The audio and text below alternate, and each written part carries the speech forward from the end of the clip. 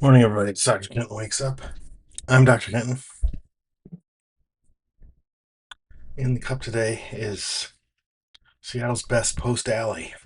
It's almost like a repeat of yesterday, including yesterday's cup. I just realized.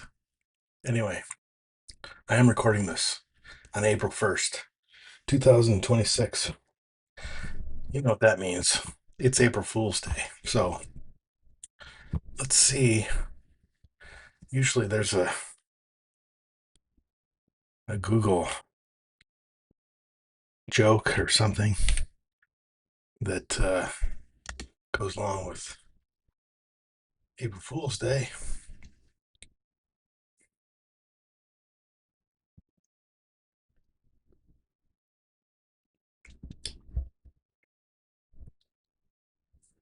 Doesn't look like it though.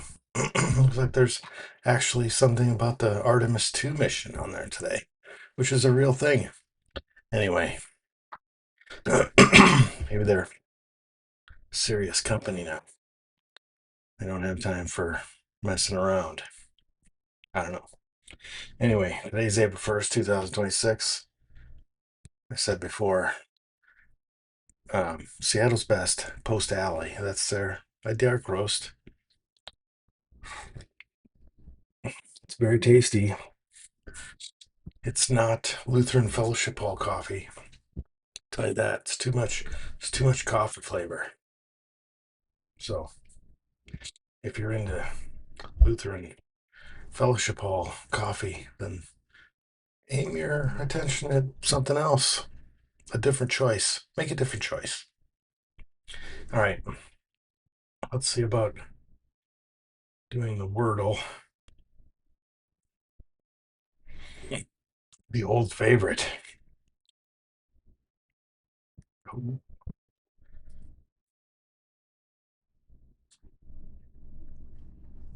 So this is my old second word.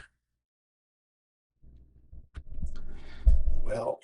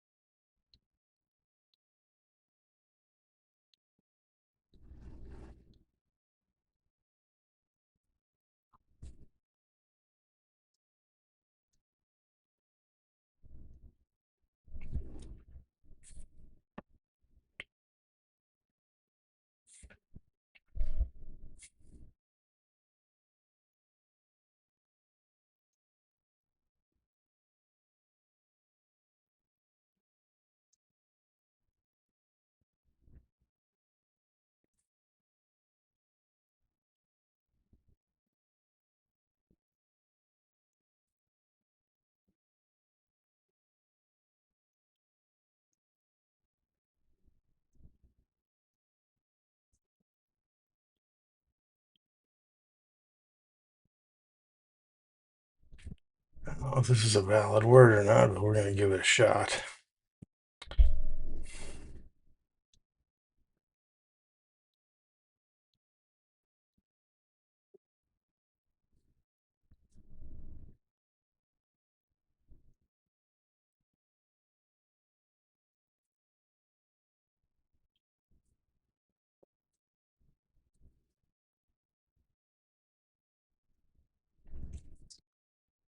I hate doing this, but here we go. Come on.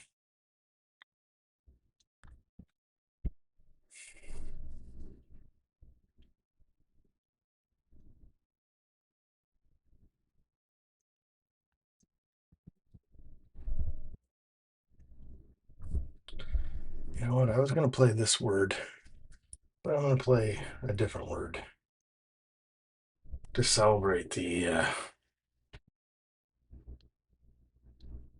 Oh, I'm gonna lose. I think I'm going to lose. Now, if I pull this one out of my butt, you'll know I pulled it out of my butt. Oh, jeez. All right. Well, the streak stays alive. 29 days in a row. Boy, boy, boy. That's a little too much excitement on a day like today. Um, so I saw a a post, might have been on Threads, where somebody reported gave a testimonial of their own personal AI use and how it affected the environment. And suggested that their daily use of AI was, in comparison to other day-to-day options, such as having a cup of coffee. To produce a cup of coffee takes something like 1,000 liters of water, whereas this 11-week, I think it was, maybe it was 100 days. Anyway, that it used about that many, but over 100 days. Anyway, but then they got to their main point, which was industrial agriculture uses up way more water. Now, part of this is an issue that I've thought about over time, and I've usually narrowed my focus down to row crops. If you drive in certain states, you'll see that there's these huge irrigation rigs that spray water onto um, fields of crops where they haven't gotten enough natural water, i.e., from rainfall, and so they need to have supplement from an irrigation rig. So when I was an undergrad in college, the big choke point was the Ogallala Reservoir, which covers a fair percentage of the Midwest, like where I grew up, well, where I went to school. Maybe that's why. Anyway, places west of the Missouri River generally are drier than east of the Missouri River, and certainly west of the Mississippi River is a little drier than east of the Mississippi River, by and large. So when you look at crops that make money, cash crops, they call them, things like corn, soybeans, value added things like sorghum and whatever, those are grown. They traditionally were grown where the natural rainfall would supplement uh, their growth. And one of the first people who documented the problem of trying to grow a row crop where it isn't typically well suited was Thomas Jefferson, where he really wanted to grow tobacco on his property around Charlottesville, Virginia, but the natural climate wasn't suitable to it. So he had some poor success, let's say. But what we got now, we have the benefit of knowing better. And so my hypothesis over time has been that if you're trying to grow a row crop, you should choose one that is, I don't know, compatible with the natural ecosystem, where you don't require to drill a well to provide subsurface water to your row crops. But the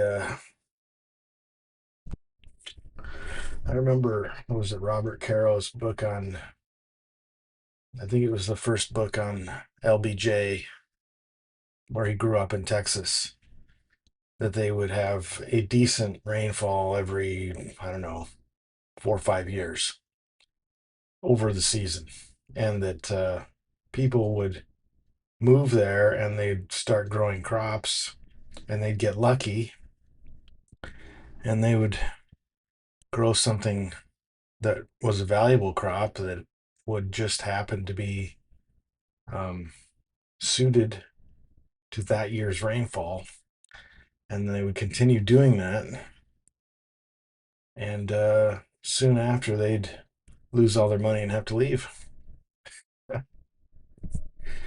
I think in this age of information, we know a lot better where the typical rainfall is going to be, and that a person could be subsidized by some sort of central entity to grow certain row crops preferentially over the ones that in your farmer mindset you think to yourself, this, I can make a lot of money if I grow whatever. So anyway, subsidies. Maybe there's already too many subsidies. I don't know. I know there's a lot, and they get a lot of grief sometimes for not making much sense to the general public. Like, there's used to be this thing called the Conservation Relief Program, CRP, where if your acreage had a stream or a watershed, a what was the word they used? An at-risk watershed, where if you accidentally got your field runoff, which includes fertilizer and other kinds of stuff, into the water system, into a creek or a river, that it would kill the fertilizer, would encourage algae to grow, and that would choke the oxygen out of the creek, and that would kill the fish. So instead, they incentivized farmers to leave a certain ribbon of um, cropland, I guess, unplanted, so that it wouldn't get those inputs. There'd be grass growing, or grassy grass, maybe alfalfa, and they could then get a little paycheck for not raising crops. They're raising alfalfa, but usually people use alfalfa for their own animals or they sell it. You wouldn't be making a huge amount from the CRP land. So, but people see that they're paying farmers to not grow crops. And that's a anyway, it'd be great if the general public understood more about this. And somebody would probably listen to this and say, I should know more about it because I'm spewing a bunch of nonsense. That's entirely possible. I'm just going by personal memory. All right, that's enough for today. Don't get fooled. It's April Fool's Day. Love you. Bye.